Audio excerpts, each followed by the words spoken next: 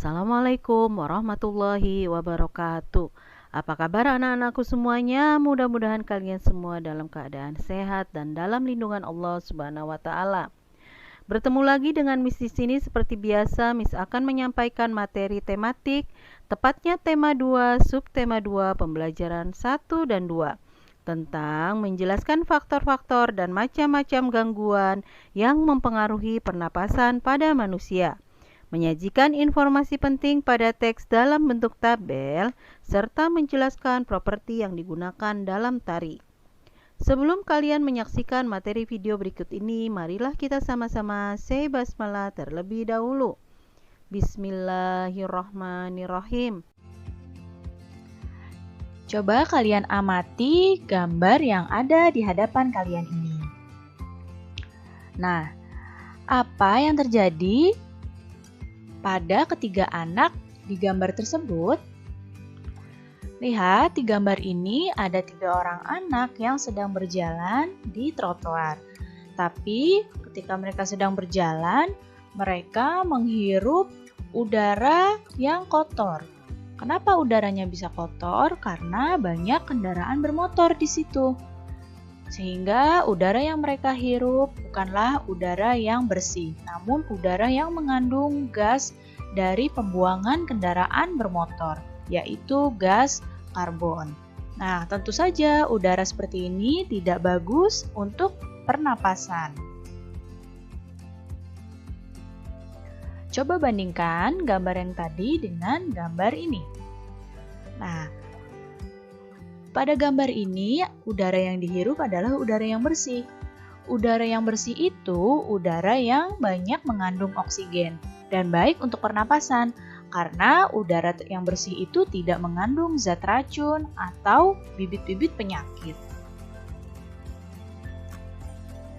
Sedangkan jika udara kotor yang kita hirup, maka pernapasan kita akan terganggu. Nah, berikut faktor penyebab gangguan pernapasan. Yang pertama ada faktor fisik, yang kedua ada faktor penyakit, dan yang ketiga ada faktor lingkungan. Ketiga faktor ini adalah faktor penyebab dari gangguan pernapasan pada manusia.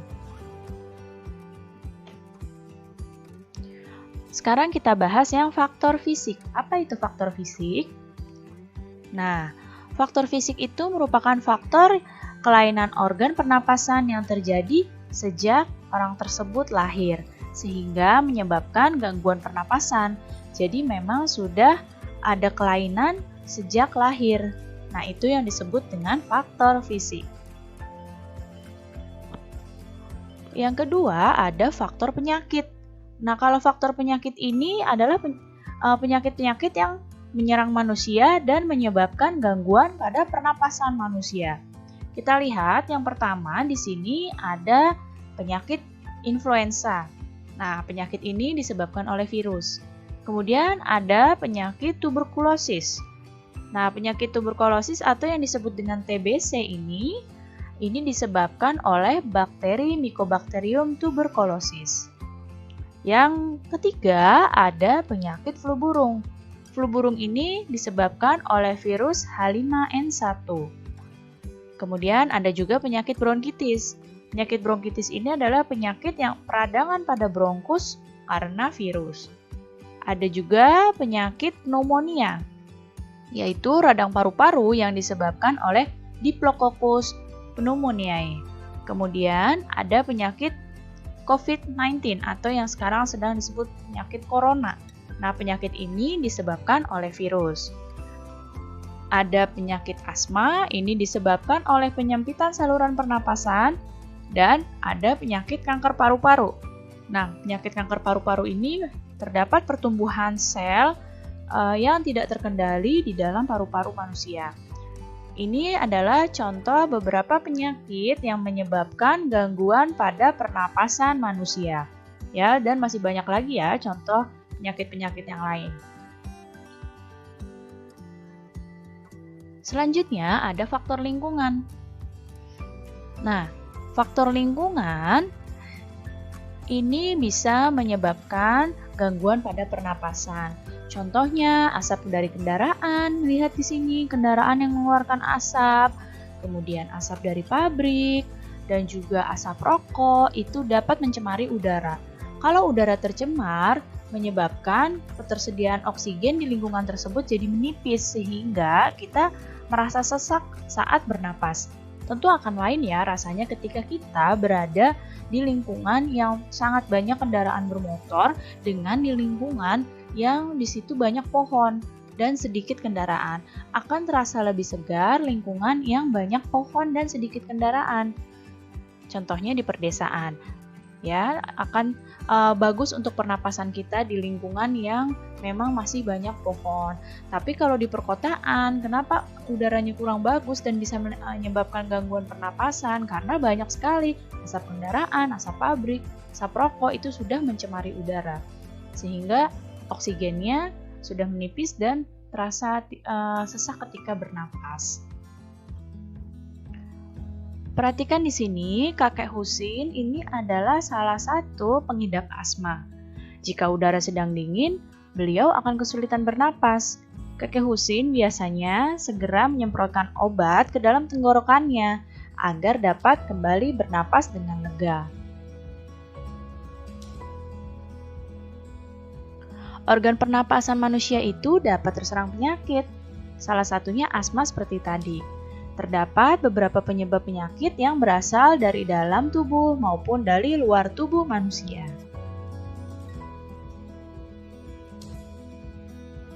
Berikut beberapa penyakit pada sistem pernapasan manusia.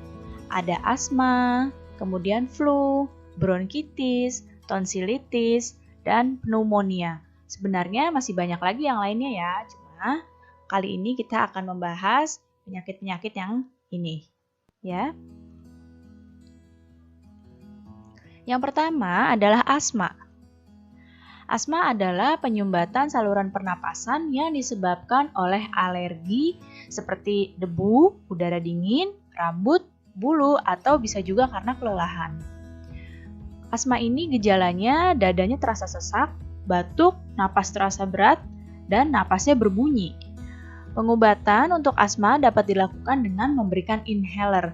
Jadi, inhaler itu merupakan alat untuk memasukkan obat ke dalam saluran pernapasan secara langsung dengan dihisap melalui mulut. Nah, perhatikan di gambar di sini, ini adalah saluran napas yang normal. Sedangkan yang asma seperti ini.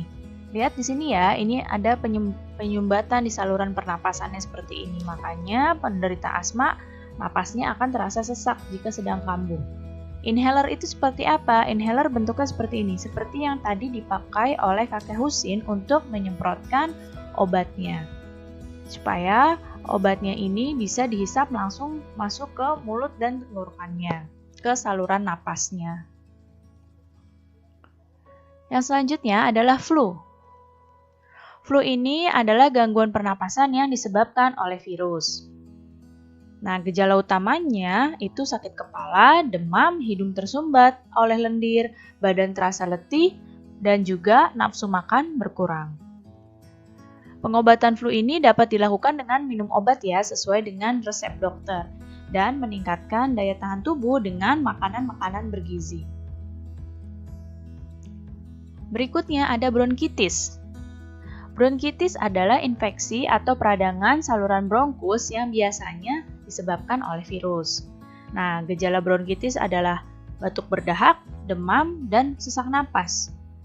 Pengobatan bronkitis dilakukan dengan minum obat sesuai dengan resep dokter, istirahat yang cukup, serta mengkonsumsi makanan yang sehat dan bergizi. Perhatikan gambar di sini. Ini yang sebelah kiri adalah bronkus yang normal. Sedangkan yang sebelah kanan ini adalah bronkus yang terkena bronkitis. Bisa dilihat di sini saluran napasnya terlihat lebih sempit sehingga menyebabkan sesak napas dan ada seperti lendirnya di sini ya. Selanjutnya ada tonsilitis. Tonsilitis adalah peradangan pada amandel atau tonsil yang disebabkan oleh virus atau bakteri. Gejalanya itu membesarnya tonsil itu menimbulkan rasa sakit. Selain itu, muncul juga selaput putih di sekitarnya.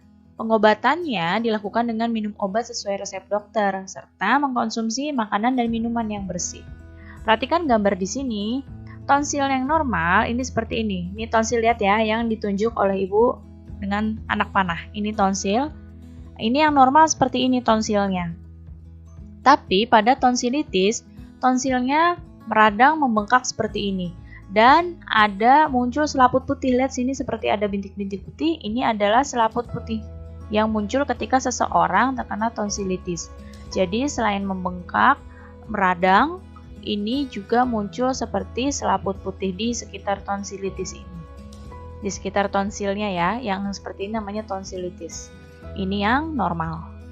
Yang perhatikan panahnya, ini tonsil yang normal, yang ini tonsil yang terkena tonsilitis. Berikutnya pneumonia. Pneumonia adalah peradangan pada bronkiolus dan alveolus karena bakteri Streptococcus pneumoniae. Bisa juga karena virus atau jamur. Gejalanya batuk dengan dahak yang berdarah, sesak napas, nyeri dada, dan demam tinggi. Pengobatan pneumonia dilakukan dengan minum obat sesuai dengan resep dokter. Perhatikan di sini, ini adalah alveolus yang normal. Seperti ini, alveolus yang normal tidak hanya berisi udara saja, tapi pada alveolus yang terkena pneumonia, di sini ada seperti cairan di dalam alveolusnya. Nah, sekarang kita akan masuk tentang mencari informasi dari teks. Sebuah teks itu mengandung beragam informasi ya, dan untuk mendapatkan informasi penting, kita juga dapat membuat pengelompokan untuk setiap pertanyaan.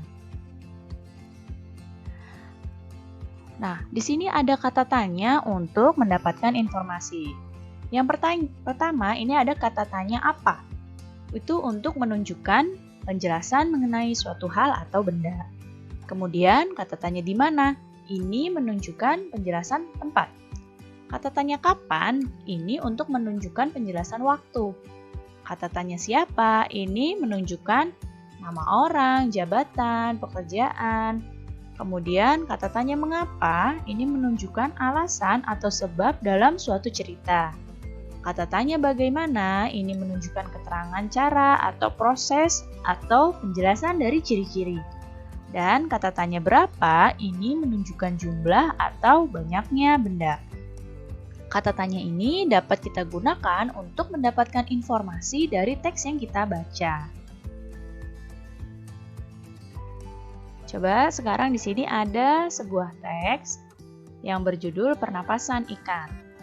Nah, dibaca dulu teksnya di sini. Ikan merupakan salah satu hewan yang hidup di air. Ikan bernapas menggunakan insang. Pada pernapasan ikan, mula-mula insang dalam keadaan tertutup. Air yang mengandung oksigen akan masuk melalui mulut ikan. Lalu mulut ikan tertutup dan air akan mengalir ke bagian insang yang terbuka. Di dalam insang inilah terjadi pertukaran oksigen dengan karbon dioksida. Nah, sekarang yuk kita dapatkan informasi dari teks ini. Dengan mengajukan pertanyaan di sini, Ibu buatkan tabel. Perhatikan ya, panahnya dari pertama nih. Kita yang pertama menggunakan kata tanya apa. Kita buat pertanyaan dan jawaban sendiri. Di sini kata tanya apa? Pertanyaannya, apa alat pernapasan ikan? Nah, di sini ada ya. Jawabannya, alat pernapasan ikan adalah insang. Kemudian kata tanya yang kedua, di sini kita pakai di mana. Pertanyaannya berdasarkan teks, di mana tempat hidup ikan? Nah, di teks ada jawabannya, ikan hidup di air. Kemudian pertanyaan yang ketiga, ini masih menggunakan kata tanya di mana. Dan berkaitan dengan teks, di sini, di mana terjadinya pertukaran oksigen dan karbon dioksida pada ikan? Nah, jawabannya yang ada pada teks, terjadinya pertukaran oksigen dan karbon dioksida pada ikan adalah di insang. Kata tanya yang selanjutnya adalah bagaimana. Kita lihat di teks, kita buat pertanyaan sesuai teks. Bagaimana proses masuknya oksigen pada ikan? Nah, jawabannya di teks ada. Di sini mula-mula air masuk melalui mulut ikan, lalu mulut ikan tertutup dan air akan mengalir ke bagian insang yang terbuka. Dan kata tanya kapan? Kita pakai kata tanya kapan. Pertanyaannya di sini yang berdasarkan teks, kapan air keluar dari tubuh ikan saat bernapas? Jawabannya, ketika mulut ikan tertutup, air mengalir ke bagian insang yang terbuka. Nah, sekarang coba perhatikan di hadapan kalian. Di sini ada gambar beberapa tarian daerah di Indonesia. Ya, ini ada gambar beberapa tarian daerah di Indonesia. Nah, hampir semua tarian Nusantara itu menggunakan properti. Apa sih properti itu? Properti tari adalah segala kelengkapan dan peralatan yang digunakan ketika pertunjukan tari. Jadi saat pertunjukan tari, kalau ada kelengkapan dan peralatan yang digunakan, itu namanya properti. Nah, properti tari merupakan salah satu unsur pelengkap dalam sebuah tarian supaya tariannya terlihat lebih indah. Apa sih fungsinya properti tari? Yang pertama, penari dapat menyampaikan ide dan makna gerakan tarian agar lebih mudah dipahami oleh penonton. Yang kedua, fungsinya properti tari adalah pelengkap busana tarian. Yang ketiga, fungsinya properti tari itu menghidupkan karakter tokoh yang dibawakan oleh penari tersebut. Dan yang keempat, menambah keindahan dalam tarian. Ini adalah jenis properti tari. Ada properti jenis senjata dan ada properti jenis lainnya. Properti jenis senjata itu seperti pedang, keris, tombak, rencong, busur, anak panah, dan sebagainya. Tentu saja senjata yang digunakan sebagai properti tari itu bukan senjata sungguhan, tapi hanya senjata rekayasa. Ya, jadi bukan senjata sungguhan, hanya senjata yang digunakan sebagai properti untuk memperindah tarian-tarian tersebut. Dan kemudian ada properti jenis lainnya, seperti contohnya topeng, piring, selendang, payung, lilin, tongkat, dan sebagainya. Nah, perhatikan gambar di sini. Ini ada beberapa tarian. Ini ada tari topeng. Perhatikan di sini propertinya. Lihat anak panahnya ya. Ini propertinya adalah topeng. Di sini propertinya ada topeng dan juga ada selendang. Kemudian ini ada tari gambyong. Tari gambyong ini propertinya adalah selendang. Jadi untuk memperindah tariannya itu menggunakan selendang. Dan di sini ada tari piring. Tari piring propertinya adalah piring-piring ini yang digunakan oleh penari. Alhamdulillahirrabbilalamin. Tadi kalian sudah menyaksikan materi video pada hari ini. Mudah-mudahan bermanfaat dan dapat menambah ilmu untuk kalian semua. Dan tugas kalian adalah menyebutkan 5 penyakit yang menyebabkan gangguan pernapasan pada manusia.